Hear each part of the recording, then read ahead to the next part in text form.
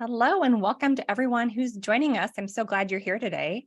I'm Kristin. I'm going to be your host today, and I'm so happy to welcome my friends Olivia and Claire. I'll introduce them in a minute, but while we're waiting and a few more people get logged in, I would love it if you wanted to share where you're joining us from today. That's why it's kind of fun to hear and see how far our reach is for this conversation. So I'm in Las Vegas, sunny Las Vegas. It's just like perfect weather. I see Steve's in DC. I was there a few weeks ago for what they said was the peak day for the cherry blossoms. That was pretty cool. Never experienced that before, so that was great. Awesome. All right. Well, if anybody else wants to share where they're joining from, please do. If not, I'm going to start things off by first saying, welcome to our Wellbeing Week webinar. I am personally so happy that the issue of well-being seems to be getting a lot more attention lately in our industry and legal, and that's a good thing. It's a long time coming, and I love the conversations that are happening and how it's, I think, having some impact on lawyers individually and law firm culture. So I'm Kristin Tyler. I am an attorney. I am also one of the co-founders of LAWCLERK, and I'm really glad to help lead this discussion today. Before we get too far, I do want to mention, and I'll mention it again at the end, that we are offering a special offer this week during Wellbeing Week to incentivize you to try out delegation and try the LAWCLERK service. This week, if you post a project and you use code Wellbeing23, we are going to send you a free copy of one of our guest book when that project is completed. So if you are struggling with your to-do list, you wish you could get something off your plate, log into your LAWCLERK account, post a project, use that rebate code, and you'll score a free copy of Claire's book. So that seems like a win-win to me. With that being said, it's my pleasure to introduce our two guests today. First is Olivia Vizachero, and she is an attorney, recovering attorney. Would that be fair to say? That's fair to say. She is the founder of a great company called The Less Stressed Lawyer. Don't we all need that? If you haven't found her, I definitely would encourage you to look her up on Instagram. She has over 15,000 followers, which shows that she really has some interesting things to say. She also has a fantastic podcast. I subscribe. I will admit I binge it from time to time when I'm struggling with a time management issue or some sort of mental block. She does a lot of great series on a topic. We just recently did a series on delegation. Bravo. And also, I think Olivia does a great job at drilling into some of the false truths that we tell ourselves in our brain that sometimes can be a really big hurdle to us achieving the success that we want. So, Olivia describes herself as the person who helps attorneys live lives with less stress and far more fulfillment. And definitely, give her a follow, check her out on Instagram, follow her podcast for some more resources. And Brandy is chiming in the comments saying that your mastermind is incredible. So I have no doubt.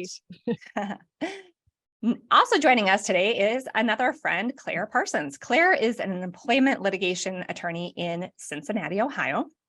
She also, in addition to practicing full-time, is founder of Brilliant Legal Mind. Brilliant Legal Mind is a company that helps provide mindfulness resources to help take your legal mind to the next level. So if you are, you keep hearing this word mindfulness or you're interested in meditation, you definitely want to go subscribe to her blog.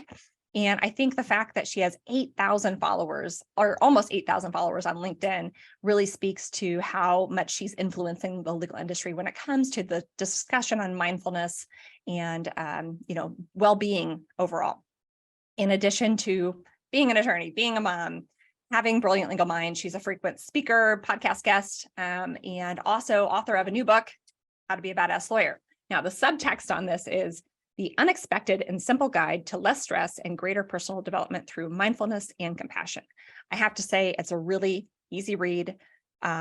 She has great tasks to help take the concepts into practice and reality. So if you don't, post a project and get a free book, you can definitely go order a copy yourself on Amazon. So welcome, Claire, Olivia. Thank you so much for joining us. We're all attorneys here, and, historically, a healthy lifestyle doesn't really go hand in hand with the practice of law. So I would love to hear from each of you what brought you into the world of well-being and about your journey to launch your companies. Olivia, would you like to go first?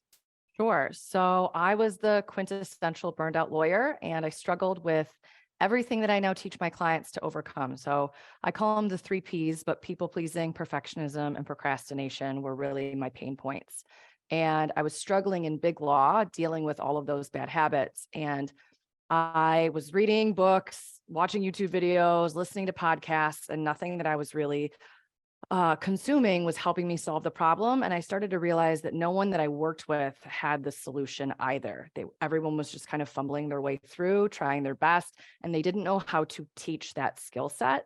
And for a while, I spent so much time beating myself up about it, which is what a lot of my clients do. But I realized I wasn't good at it because no one ever taught me how to overcome any of that stuff. So I really started to go down a rabbit hole, becoming pretty consumed. I consider myself a puzzle solver, and I wanted to learn how to solve that problem for myself. So I started to study the coaching techniques that I now teach my clients, and I learned all about how we think and how it makes us feel and how it drives us to take certain action. And in doing that, I was able to start uncovering like the root cause of the issues that were coming up for me and to begin to solve them. And at that point, I started to see other people really struggling in the same ways that I did. And I sort of felt like I had, this is cheesy, but that I had the secret to the universe. So I wanted to help people that also didn't feel like they had the strategies or the tools to overcome the same issues that I faced.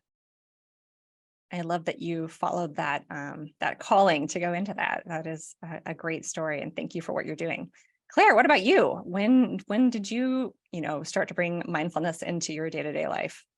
Yeah, and there's some similarities with what Olivia said, but I didn't have the people pleasing exactly. I definitely had the perfectionism. So my situation was a little bit different. And I also have been primarily working in small and mid-sized firms. And at the early part of my practice, when I started meditating, and it was shortly after I had my first daughter, was really when all of this kind of came to a head with me.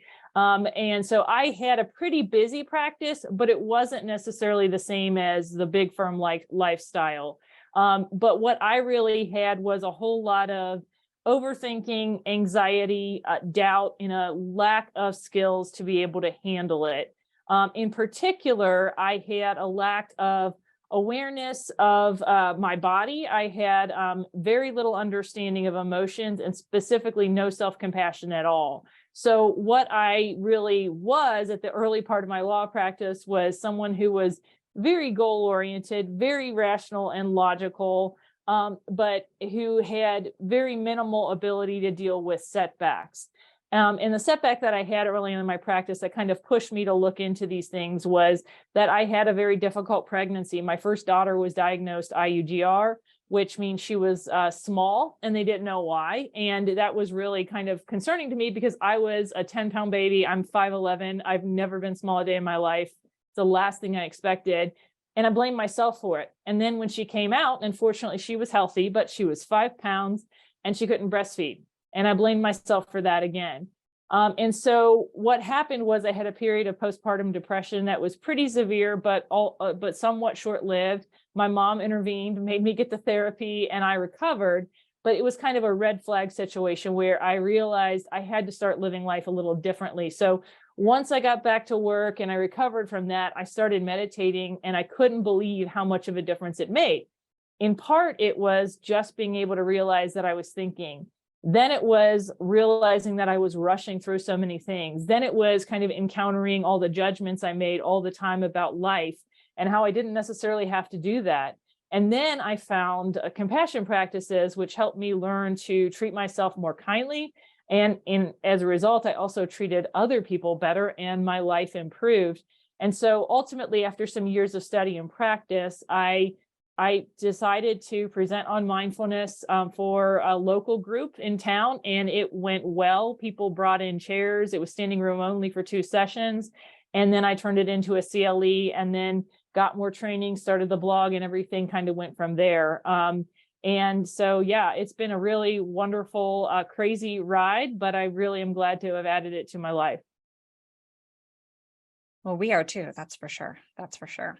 I'm just going to ask, did either of you, and, I think lawyers talk a lot about all the things they didn't learn in law school. Did either of you have any sort of well-being or mental health type of training in law school?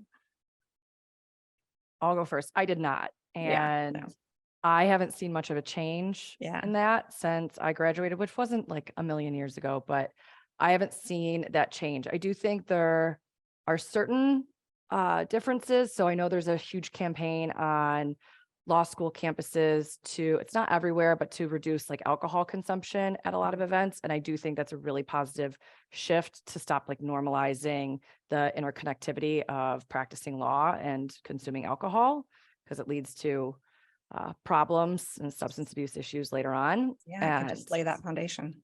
Yeah. So I've seen that change, but I didn't have any training and I still haven't seen law schools like implement it. Yeah. Claire, I saw that you recently did an interview about stress and preparing for the bar exam. Yes. Tell us about Well, that. it was actually coming down from the stress of the bar exam. It was actually the opposite, was what that focus was. But in terms of the question about law school, I did not get any kind of true mental health training. I know we had some like substance abuse and kind of ethics talk at the very beginning, but it wasn't like what to actually do about the mental health issues. I will say that I had some awesome professors that talked about some of these issues and really did emphasize being a good person. And one was David Leibson, who was my torts professor, and I sent him a copy of my book when I wrote it. So I had some of those really good role models, but no real instruction on mental health per se. I will say I've actually seen some more signs of some changes. Now, I think there are pockets, and it depends on what academics may have interest in the area. I actually participated in a mental health symposium at my law school last year that David Jaffe, who's now somewhere else, is doing. And then I know Heidi Brown, she teaches law school, and she'll teach some of this stuff as well. And there's some other mindfulness in law school courses and stuff that are available. I don't know that they're as widespread as they need to be. And I'll also say, I think one of the things is academics teaching students about how to learn how to practice law. There's always going to be a disconnect. So the more they can get some insight from practicing attorneys, I think the better off they'll be. I cannot agree more. Okay, let's go into some. I always love to hear what other people are doing, what helps you on the day-to-day, some like actual things. So let's talk self-care. I think self-care can mean a lot of different things to different people. Sometimes people make fun of it, but I think you both do a good job of making a concerted effort to take care of yourselves. And, what are some of your non-negotiables in your day in and day out? What are the things that you just, you can't skimp on? And these could be things that cost money or things that don't cost money. I'd love examples of both. So Olivia, do you want to share? Yeah. So first things first, I'm a product of my product, coaching, which is an expense, both one I pay for, and then I also have the skills as a certified coach to coach myself. So I do both. I work with coaches and I self-coach. A huge one for me is sleep and rest. And there's a big difference between the two, which took me a little while to learn. But I think what I would consider rest could also like fall under the meditation side of things, which is just like really being present and not doing anything, like not multitasking, not listening, just like sitting and being with yourself. That's something that I implement on a daily basis now. I also drive in silence, which is huge for me, but I really give myself quiet time. And I call it like, I think of it as like cleaning out my mental inbox throughout the day. And it's really energizing and restorative. So that's a non-negotiable for me. And then the two others that I think Merritt mentioned, not people pleasing and setting boundaries. I think those are two forms of self-care. So really honoring myself and maintaining trust with myself by not forcing myself to do things I don't want to do. And then setting boundaries when I think a boundary is required. So I'm taking care of myself regardless of how other people are showing up or behaving. That's fantastic. I've been making a very dedicated effort to my sleep the past year. It's been like a whole journey for me. And like my world has changed with I good used sleep. to be, I used to be the queen of all-nighters when I practiced, and all through law school. I worked through law school and I went to school at night and did trial work throughout law school. So I picked up a bad all-nighter habit then, and I did the same thing and carried it over into practicing in big law. And I really, for a long time, wished that I could forego sleep. And I really pushed the envelope with that as much as I possibly could. And then I learned there's an amazing TED Talk on sleep is your superpower.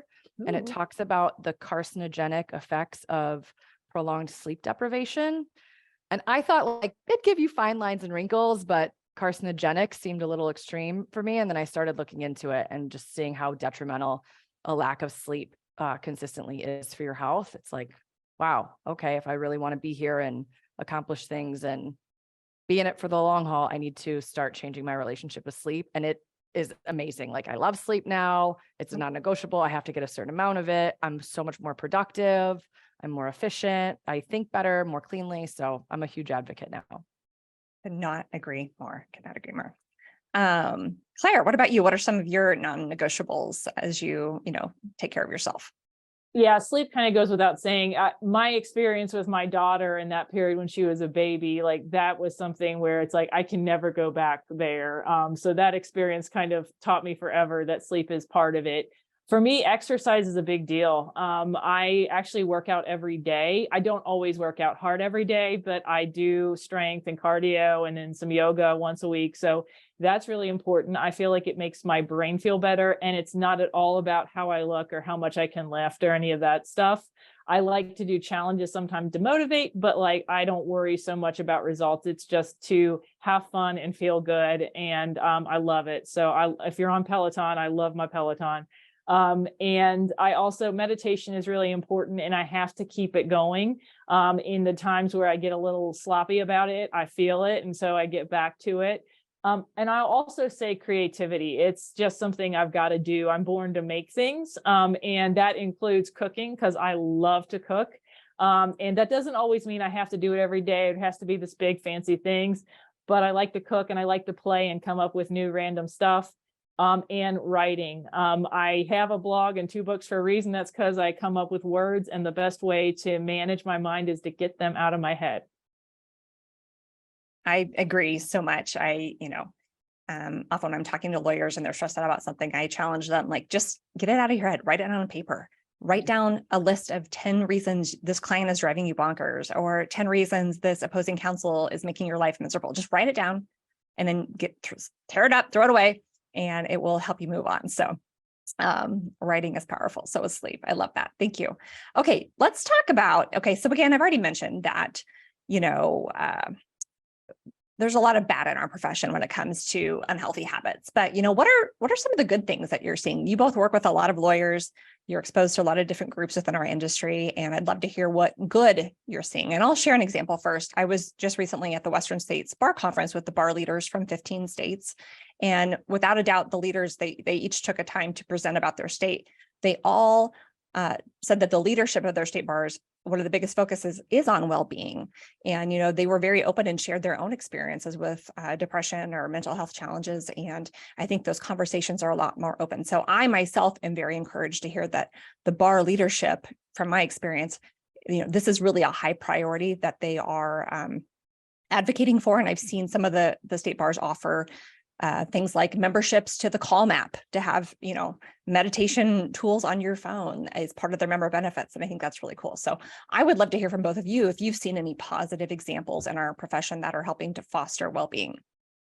Yeah, one of the neat things that I get to do through my work is I talk to so many different lawyers at so many different firms. So I get insight on some of the changes that are happening just across the country. I'm seeing more firms offering sabbaticals or mental health leave if their attorneys request it. They've been much more accommodating in recent years. So that's an encouraging change. That's really interesting. Do they have any benchmarks to after so many years, you get a month sabbatical, or are you seeing anything like that? I haven't seen it. The people who have requested it have had at least 4 years or longer in my experience when clients of mine have done it, but it's been well received.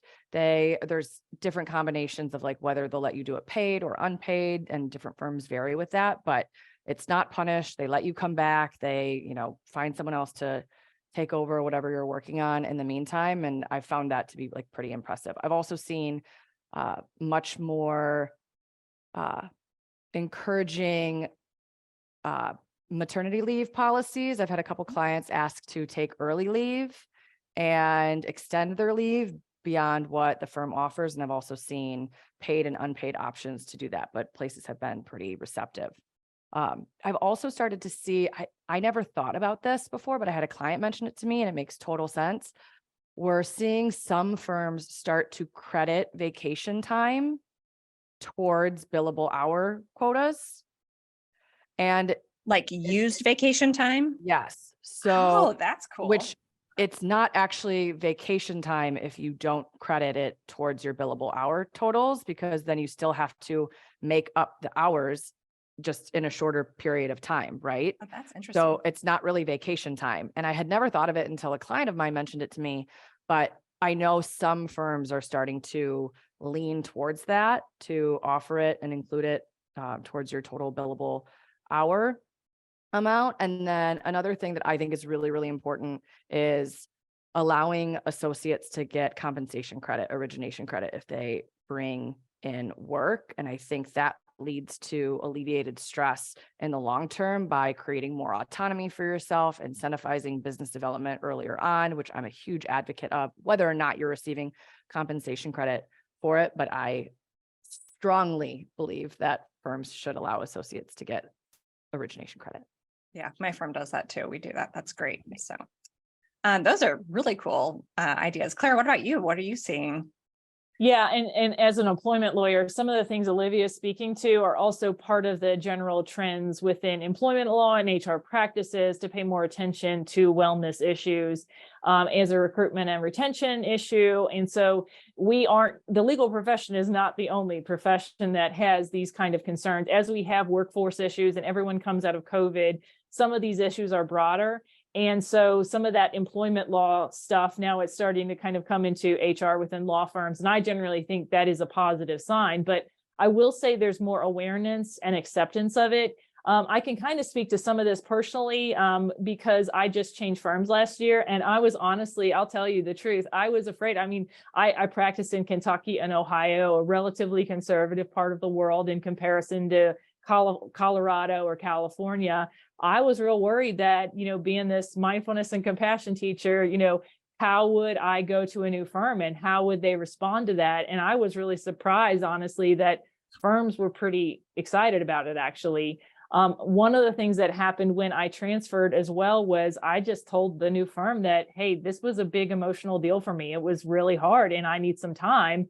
That's actually where I had the opportunity to write the book, because I took about a month or 6 weeks to sort of take my time to do the transition. And the firm was totally accepting of that. And I just don't think I would have, I don't think I would have been able, when I started practicing, to have a conversation like that. And I don't think a firm would respond to it the same way. So, I do think there is more awareness and acceptance and understanding of these issues.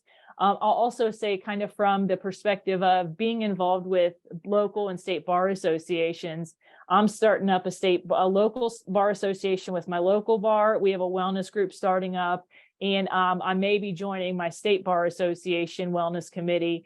And just the willingness of people to kind of explore, and the willingness of our local bar to kind of accept some of these ideas and start doing them. I think it's really great. And the response I get, when I go teach compassion, for instance, to a bunch of hardcore litigators at a law firm, or I go to a place down in the South and I just spoke to Arkansas defense attorneys or something a few months ago, and they loved it. They didn't, I worried that they'll hate it, but they love it because I think it's needed. So I think the receptivity to the ideas is there. We still have a lot of culture shifting to do, though. Absolutely. I could agree with that more. And yeah, underneath these tough, hard shells, we all do still have hearts. So yes, lawyers are people too. No. Gosh, that is all really encouraging to hear about these changes. And I love that your bar has a wellness committee. When did that come about? That probably wasn't around 15 years ago. That's great. We just started it. We've been working on getting it started for a little while, but we just got it started last year. And then this year we have a whole week of events for Wellbeing Week in Law. So I'm pretty excited about that. I don't know how long the Ohio one has been around. I think it's a couple years. I haven't been involved with that one as long, so we will see where it goes, but I'm glad to see those committees crop up. Very encouraging, very encouraging. Okay, a topic I've been really interested in, and we did a webinar on this last year, is the concept of decision fatigue. The idea with that is that, when you're forced to make a number of decisions, big decisions on a daily or weekly basis, it can make the little decisions even more hard to make. So I would love to hear your thoughts on the concept of decision fatigue, and or how that's come up in your own life, people you work with. or examples of how maybe you've simplified things to overcome some of that. One example I was going to share is one of my favorite authors. It's a woman, she calls herself the lazy genius, and she simplified her wardrobe. She calls it the decide once theory. And so she has things that like every Monday she wears all black. It's easy. That's the rule. That's just simplified that one decision of what to wear on Monday morning when you're already in a rush and you're stressed about your day and your week. Just throw on all black and get out the door. I thought that was kind of smart. So decision fatigue, I don't know. Have you encountered that or see that in the attorneys that you work with? So I see it a ton. It's something I coach on all the time. It's also something that I worked through as well when I was first like learning the coaching tools that I now teach. And I teach a very similar concept to decide once. I call it making decisions ahead of time, where you decide one time ahead of time, and then you just honor that decision. And it's funny, every time I ask like an audience or I present on making decisions, everyone's least favorite decision to make is what to eat. It's always the most popular answer, especially from women who are I don't like in know. charge of I don't meals. care. Oh yeah. It's my favorite. It's my favorite meal. So I practice two things that go in tandem. So I teach making decisions ahead of time, and I also teach a concept of practicing constraint. And some examples that I've used in my own life, I actually have a really good podcast episode about this too, where I like go through a ton of examples. But I used to spend, and you can start to see where you indulge in decision fatigue, where like you spin an indecision or take a really long time to make a decision, or you avoid making a decision. So for me, I used to prolong travel decisions, and I'd spend a lot of time being stuck in my perfectionism of like picking the best flight and the best price and the best hotel and just always searching for like the best option. So I started to constrain and make a decision ahead of time. I only fly Delta. And I only sit in a certain seat on, like, I like the right side aisle. So it's really easy for me to pick seats on an airplane. And I only use one website for hotels. And like some of those decisions, I also very much relate to the wardrobe thing. I always like to buy cream colored tops in a store, and then I never wear them. So I stopped, like my rule is I only buy white instead of cream, and then like navy or burgundy are like signature colors for me. So that makes it really easy. I love that. Yes, I think, and plus if you stick to one airline, you stick to one site for hotels, you can build points and loyalty, you get some rewards there. So there's benefits there too. So that makes a lot of sense. Claire, how about you? Any decision fatigue ever hit you? Yeah, I think like some of what Olivia is talking about, where you get into the indecision loop, I think like I kind of take it more from the standpoint of I know my tendency is to overthink everything. And so a lot of times when I get to a point where I'm overthinking, it's usually actually a sign of anxiety. And usually that's because there's some area of doubt. So I've kind of trained myself to just do the thing I'm doubtful about. Like here's just something small. When I did my book, Kristin, and I had to go seek testimonials for the book, I had this big doubt thing, like, who am I going to ask? And then I was like, well, I'll write a list now. Who I'm going to ask? And then I wrote a list and I was like, oh, that's way bigger than I thought. And then I just started sending out the emails like right then. And like, it's amazing how you get afraid that people won't help you, but then within like 10 minutes, you get several responses back saying, yeah, of course. So Absolutely. It's that little stuff where my decision fatigue, I think, thing is really just move on it instead of letting that doubt set in. In terms of like little things that I kind of do at work, one thing, I don't know if this is so much decision as much as making sure I'm in the right place, but I have done calendar codes with the colors to know where I'm supposed to be and to make sure I plan that out. So it's more like making sure the planning is done at the front end, so I don't have to decide when I know I'm going to be rushing out the door and late. And then I also use a paper planner and do weekly planning. And so I think through that, so I don't have to make the decision in the moment. And I'll talk a little bit about home because I've got kids too. So one thing is my husband can't cook. I love it. I don't really like doing laundry. So we sort of just divide tasks instead of worrying week by week who's going to do what. And I think that really helps a lot. And in terms of some of my personal habits, like working out, or, meditating, that's just an everyday thing. It's not I don't have to decide if I'm going to work out. I'm going to work out. And if I feel bad or something, the decision is, what am I going to do? Like if I'm too sore to do something hard, then I'm just going to stretch and that'll count. And that has to be enough. And I have to let it be enough. But those are some of the ways that I kind of manage around it. there's so many things I caught onto there that I want to talk about that I really like. But one thing I want to catch on is you talked about the paper planner. And I think every lawyer I know is always looking for productivity advice or ways people are doing that and having success. I do the same thing, Claire. I have my digital calendar, but weekly I like to sit down and handwrite it out. And then we're getting into a very busy season for me the whole summer. So I actually even got some like blank monthly calendar pages, and I wrote the big things that I have to make sure I'm ready for, so I can kind of see what's coming up. But yeah, I'm a huge fan of the paper, the plan for the week on paper. I think that I do the same thing. So Claire, maybe I'll just go back to you. What other productivity hacks do you have in terms of planning your time, like blocking your time, getting work done, and making sure it's all accounted for in the billing? I mean, I think that like in terms of like general productivity, I think one of the things that I've learned to do is to understand when I am most effective, and sort of bunch tasks based on that. I tend to be the clearest and the best in the morning. So my real heavy, thoughtful stuff is usually accomplished in the morning, and I'll come in with a to-do list and try to get that done. And then I usually reserve the stuff for the low energy periods, like reviewing or reading or something like that. That's more for the afternoon. And that's also something where if I got to get out the door to get home to get my kids, I can do that a little bit more at home too. I don't actually have tons of I know Olivia might cringe at this because I don't have tons of boundaries for time. In terms of when I do things. I don't care if it's on the weekend. I don't care if it's at night, because I usually will make it up on the back end with maybe I go into the actual office a little later if I have a night meeting the night before. I kind of really pay attention to how I'm feeling, and I can modulate and gauge based on that. And so because I have that flexibility, I usually will do a lot of things based on how I'm feeling. And I'm pretty self-motivated, and I have my list that I do every week in the planning, and I get it done. Time entry is always the hardest thing.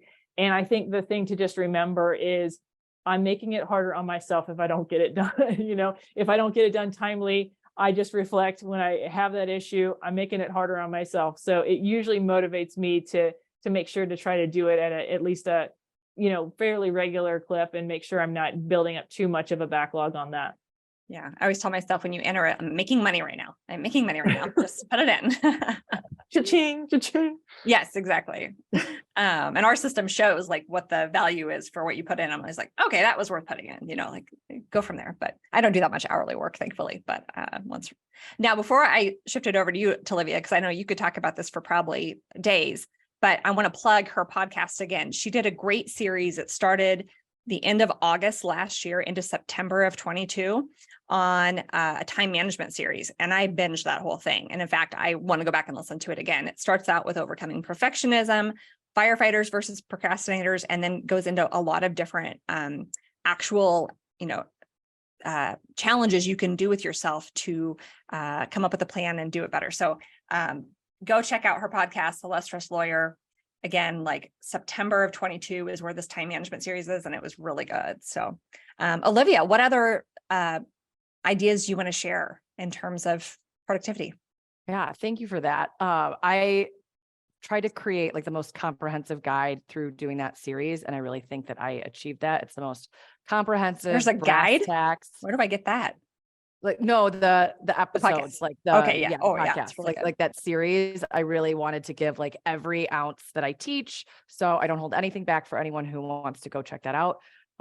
It's what I wish I had when I used to struggle with this stuff.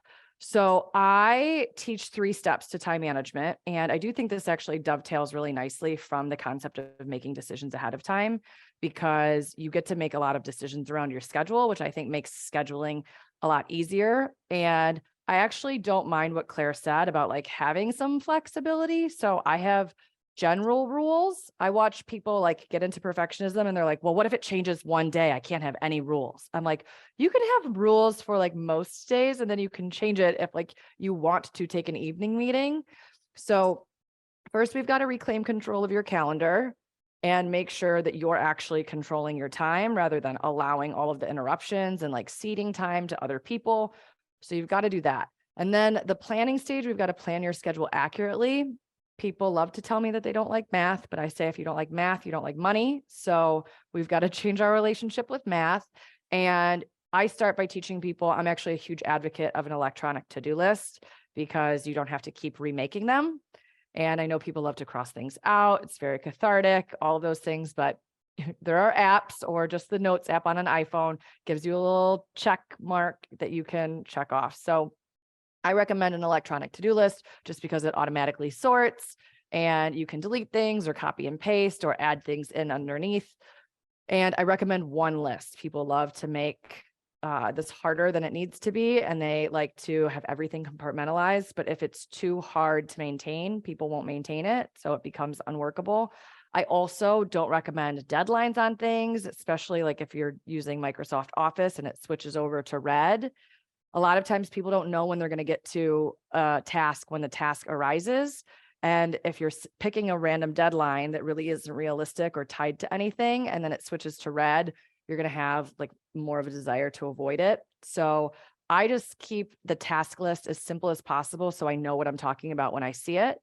And I interact with it every day. So I estimate the amount of time the tasks take me.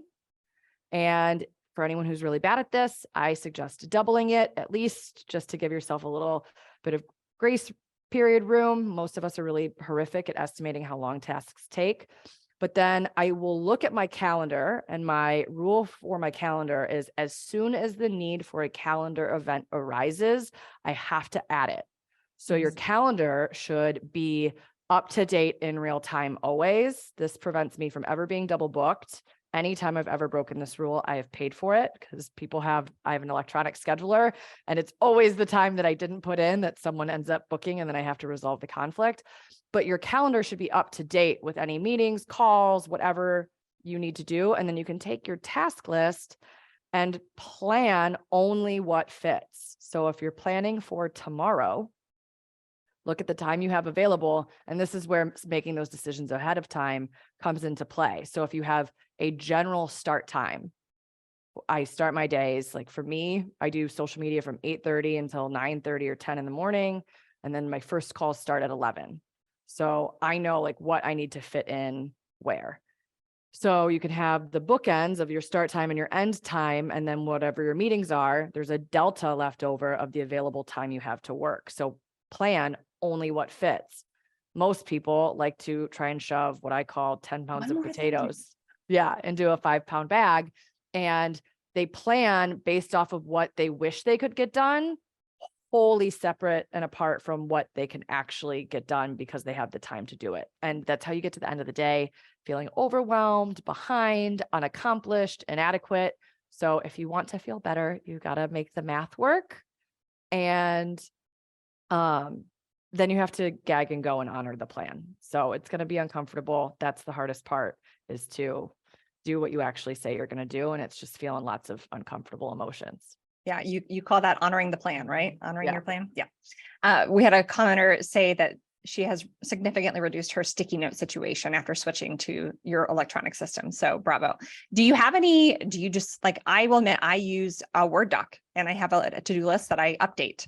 And that's where the master to-do list. And then I try to pull that out to priorities and where am I going to fit things into my weekly plan. Do you have a fancy app that you use, or an easy app, or any suggestions?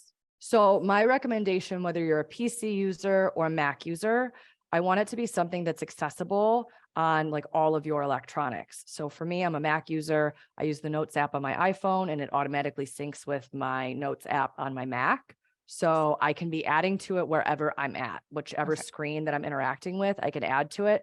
So for people who are PC users, I think Microsoft, if you're an Office user, they have Microsoft To Do and Microsoft Tasks maybe. Yes. And then I've also used Wunderlist with a U for Wonder, which is a web-based program, but there's an app for your phone, and you could also have the website open on your desktop. Got it. Perfect. Thank you.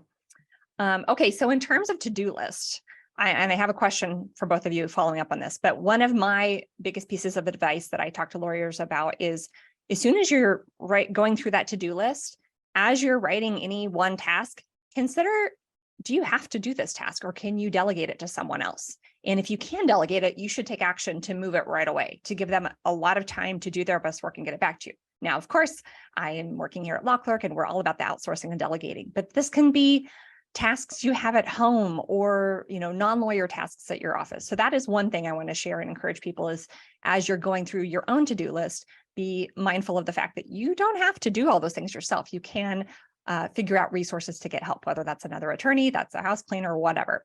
Now, I wouldn't be doing my job if I didn't at least ask both of you if you have any advice for busy lawyers on what are some things they should be thinking about outsourcing to get off their plate, either at home or at the office. Do you have any advice on delegation or what types of things to outsource? Olivia, you want to go? Yeah, I'll go first.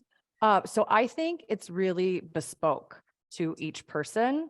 So I have so many entrepreneur friends who are like, you need a virtual assistant. You need a virtual assistant. And I don't need a virtual assistant. I'm really good with tech. So all of like the back end business stuff, I really enjoy. I'm good at it. The thing that would be much more meaningful for me would be a personal assistant, like in town where I live, that can help me. Like I have a rent the runway bag that needs to go back and I haven't done it in over a week. And like, that would be much more helpful. So the domestic side of things or errands would be much more meaningful to me. I think anything that you don't enjoy doing, and I think you should audit. So I teach my clients to evaluate their weeks, what worked, what didn't work, what would I do differently? And when I'm working with someone specifically on delegating, I want them to go through and evaluate specifically on the delegating piece, what worked, what didn't work, what would I do differently, to start to identify different things that they could delegate. Another trick that I've learned for people, and it came from a copy editing approach that a coach taught me, which is to cut it in half, whatever you were writing, cut it in half in order to get more concise and be less verbose. I teach the same concept when it comes to delegating. So I ask people to look at their calendars, because when I say like, what could you have delegated last week? It's like prying like one task from their to-do list is so impossible. And they're like, I could like shave a sliver off, just like this tiny little thing. I'm like, no, that's not going to make a difference. We need comprehensive delegation here. So I ask them to go through their week, and if they had to delegate half of what they were doing, what they spent time on, what would they delegate? And when you can't just incrementally go up like one task at a time, when you have to look at it on that grand of a scale, you really start to get more creative with like, who could you ask? Who would you delegate that to? Who would you call in to help you?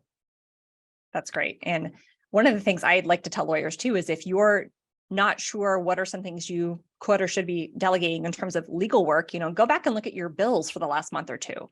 What are the pieces of work that took large chunks of time that show, was it a research project? Were you drafting a really complex motion, like things like that you maybe could have delegated to someone else to do the initial work and draft it? Of course, you're going to come in and review and edit it, but your bills can give you some hints too about things that are taking up a big block of your time. And then it's up to you to analyze if it was a good use of your time, or is it something that you maybe should have delegated? So I'll just throw that in there too. What about you, Claire? Any suggestions for things to get off your plate? Yeah, I mean, I think it really does depend on each person. So I don't think there's a list that everyone should necessarily delegate to someone else. I think it should depend on what you enjoy and what you're really good at, and maybe what you can do more efficiently than someone else. For my blog, I actually do have a VI who helps me with the social media, some of the pieces I don't like as much. And that's been a good support. And it's also nice to have someone else kind of helping me on it and feeling like they're on my team, because sometimes doing all this stuff on your own, it feels a little lonely. I will say, like in the law firm setting, like you have to delegate, you have to leverage if you're going to try to advance in a firm, and you have to help bring other attorneys along. So that is just part of it. In terms of like stuff at home, that's actually where I've struggled a little more. Not so much because I don't think I deserve the help, but because I have struggled with communicating the request for the help clearly. I will say that one thing is, like, if you are a very worker bee type person who just wants to get the stuff done, which is me, you may struggle when you become married to a man who doesn't pick up on these subtle cues when you start to reach your boiling limit. And so I will say, like, one of the things I've had to learn is that I've just had to learn to express a clear request for help. And I'm amazed at how often you actually will get the help when you ask for it. But sometimes some of us, that can just be our habit where we don't do it. And then it can be a skill that you actually have to cultivate. But after a while, once you do, you learn that it's not so much a struggle to get everything done. And it's not something where you feel like it's always on you. So I think some of this delegation idea is also more kind of approaching things as a team as well in many cases. Kristin, can I add something there? Absolutely. Claire, I'm obsessed with that answer. And one of the things that I see with people all the time, and it's just kind of a rule of thumb in my coaching now, people will be like, when I'm working with someone on delegating and they're coming to me frustrated, annoyed, kind of resentful, and because they didn't get the work product back that they wanted, my default reaction is like, oh, you weren't clear. And they're like, no, I was. I'm like, I promise you, you weren't. Like, if you had been clear, you would have gotten what you wanted. And just coming at the situation with the assumption, not from like a judgmental beating yourself up viewpoint, but from a curious standpoint, I wonder where I wasn't clear. I wonder what I didn't explain. I wonder what I needed to explain better. And I'm sure, Kristin, you see the people that use LAWCLERK like have a little bit of a learning curve. I can only imagine with like how to give the proper instructions to get what they want back from the people that are performing the work for them. And if you I teach a concept called taking radical ownership. If you take radical ownership that it was you who didn't explain it well enough, then you can get curious and be like, all right, I'm just going to take a guess. What could I have done differently? How would I explain it differently next time in order to get closer to the work product that I was wanting? You hit the nail on the head there. And yeah, we work with our attorneys all the time to get better at this. I think delegation is an art. It's not something you're going to master the first time. So if you delegate something the first time and it doesn't go the way you expected, you need to try it again. It's going to get better over time with practice. And also, I would say, take a look at your own expectations. Like, are you having realistic expectations? I mean, if I ask my daughter to pick up her toys, in my mind, I mean the whole house. But in her mind, she thinks just her own room. And, you need to be clear about those expectations and make sure they're communicated. So that is just great. So, well, all right. You have both been so generous with your time. Before we part ways, I do want to make sure if anyone that's joined us live has any questions, be sure to drop those. We've got 2 really great resources here. I think we could continue this conversation for hours. I wish we were all together at some like nice wellness resort, like hanging out and doing this together, but maybe another year. Before we go, I want to give you both a chance to share any other favorite podcasts, books, or other resources, maybe even like people on Instagram that you follow. If our viewers are interested in this topic of well-being, and especially well-being in the law, what are some other resources that you enjoy that our audience might enjoy? I am a huge fan of the Life Coach School podcast. I tell everyone that a podcast episode changed my life. And it was one of the first episodes of the Life Coach School podcast with Brooke Castillo. So that's a fan favorite of mine. I also listen to a lot of Gary Vaynerchuk. So anyone in the entrepreneurship or, law firm owner space, he's a huge influence for me. And then obviously my own for lawyers. Absolutely. Claire, what about you? What are some of your go-tos? I listen to audiobooks all the time, and I don't know that I could pick one. I do listen to Laura Vanderkam's podcast on time management. She's got a couple podcasts and books. I really like that she's pretty down to earth and is a working mom too.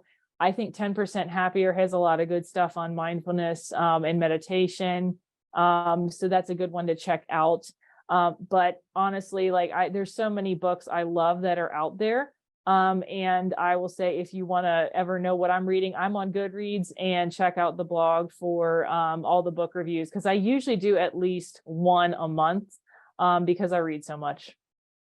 Love that. Yeah, we were chatting before we came on about our shared love for audiobooks and how that can help you get through some reading if you have a lot of time in the car. Although, Olivia, the silence in the car, I'm like, maybe I'm gonna have to try that. I don't even know what I would do with myself, but that's a great idea. So it's so good.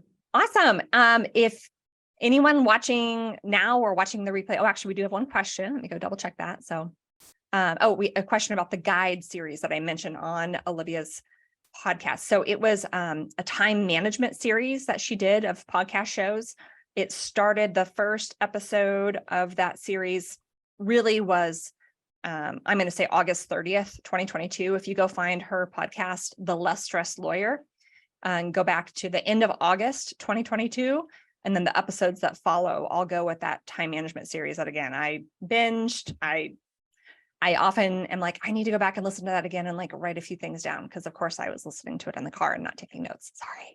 But so yeah, that's where you can find that. And definitely I want to encourage everyone here to connect with both Olivia and Claire if you haven't already. I know, Claire, you've got a big presence on LinkedIn. You also, of course, are on Instagram. Would you want to share those the handles, I guess, the information of where they can find you if they want to connect and follow along? Sure. And Brandy actually also asked a question too. I don't know if you want to. Oh, okay. Yeah. That. Oh, that's Yeah. a great question. Yeah, let's do that first. Brandy asked if either of our guests have passion projects or hobbies outside of work. Olivia, do you want to say anything, or Sure. you want me to go? I'm very much like Claire in this regard. I love to cook, so that is a massive hobby for me. And then travel is really, really important to me. So I carve out, and this has been me overcoming my own people-pleasing journey as a business owner. I carve out a lot of time to travel, which I don't work when I travel. So I have to make decisions ahead of time and work through the discomfort of, taking time away from my client sessions and all of that. But I travel a lot for work, but I also try to get to Europe twice a year and then explore different parts of the US. So that's definitely something for me. I want to learn Italian. That's on my list for later this year as another passion project. Wonderful. Claire. Yeah, so my blog is kind of my passion project and sort of outside of work. Some of the times they merge a little bit, but that's probably the biggest one. Cooking's a big deal. And I'll also say more recently, I've been becoming like a theater buff. My 11-year-old seems to like going to shows all the time, and my little one is starting to. And now I'm working downtown. I can park down here pretty easy. So we've been just going to all the shows and getting into Broadway and things. So that's been really fun and exciting. So we'll see if that happens more as my kids get older. But, having some of those outside things are really great. That's for sure. I love that. Yep. Okay. So Claire, people can subscribe to your blog at brilliantlegalmind.com. Did I get that right? That's correct. Yes. And on social media. So we're on LinkedIn, Instagram, Facebook, Twitter, and we have a YouTube channel, which mostly is some events and guided meditations as well. And then I am Claire E. Parsons on LinkedIn. Not because I'm stuffy, but because there are some other Claire Parsons on LinkedIn who are also awesome, but just different. And then you can find both of my books, How to Be a Badass Lawyer and Mommy Needs a Minute, on Amazon and other online booksellers. Fantastic. Olivia, where can folks find you? Yeah, so my website is thelessstressedlawyer.com. And that is also my handle, The Less Stressed Lawyer, on Instagram. And then I, like Claire, I'm also active on LinkedIn. And I'm just there under my full name, Olivia Vizachero. Ladies, thank you so much for your time today. I wish we had more time, but I know everyone's, got those schedules and those plans they need to honor. So one more reminder, if you're a LAWCLERK user, which hopefully you are, if you post a project this week during Wellbeing Week and use code wellness23, when that project closes out, we're going to send you a copy of Claire's book. So there's a little offer for you. And if you enjoyed this webinar, just know our next webinar is planned for May 17th. And in that session, we're going to go through the nitty gritty of the real cost to hire an associate in 2023. We're going to go through some data on salaries, make sure that everyone grasps the full reality of the overhead associated with the hire, and of course, examine some outsourcing options. So that's our next webinar. Claire and Olivia, really, really appreciate that. Oh, the code, either one, Stephen, he said, which code? Let me go back and double check. Wellbeing 23. Yeah, Wellbeing 23. But if I see wellness, I'll send it to you too. Don't worry. Thank you both. Have a great rest of your day. And thank you to everyone who joined us live. Thanks, Kristin. It was great to be here.